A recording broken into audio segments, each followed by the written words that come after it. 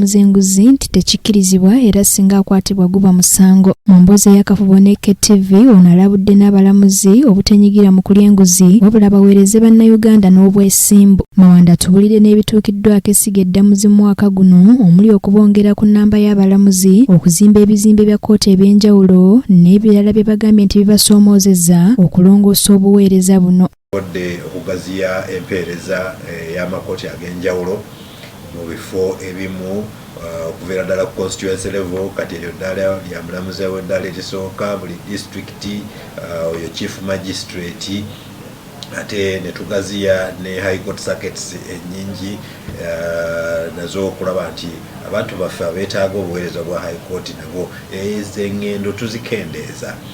Ate ne court of appeal Ssaabalamuzi yatongoza Gulu ne Mbarara era bwe tunaabanga biwedde tugenda kweyongerayo mu bitundu ebirala ebyenjawulo. Era yonna yonna ngeri ya kuweereza bannayuganda mukyo, era ne tuba nga tugeze mu maaso okulabika nti abalamuzi nga bwe babadde babatuwa tubaweerezeeyo wansi gye muli basobole okubaweereza. Ekyo kituyambye nnyo okendeeza omuwendo gw'emisango egibeera ku mulamuzi omu. Eremira ayogedde ne ku birungi ebiri mu nkola empya eyaleeteddwa eya pre-bargain wadde ng'abantu tebannagitegeera.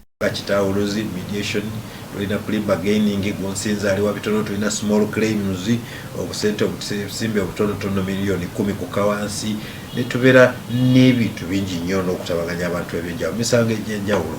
Ate nabwe kityo ne tuleeta n'enkola ey'emitimbagano. Kuba emitimbagano yanguya emirimu mingi gikendeeza mukisa omuntu okuba nti akolagana n'omuntu munne.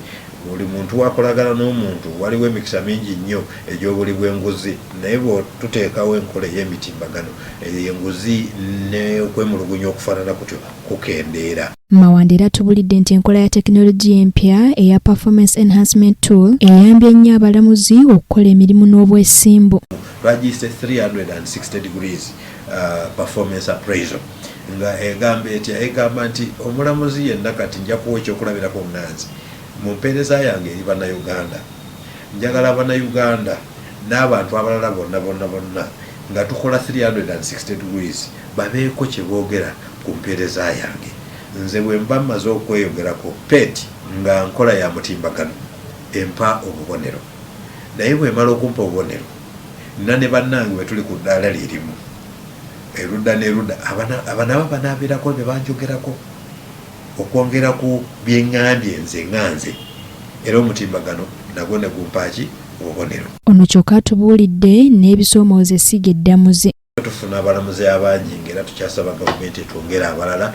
Emisango omulamuzi omu gy'alina okukolako gikendeera. Wali gyali 8,000 ku mulamuzi omu, naye kati tulinga mu 4,000. Ezo nazo zikyali nnyingi.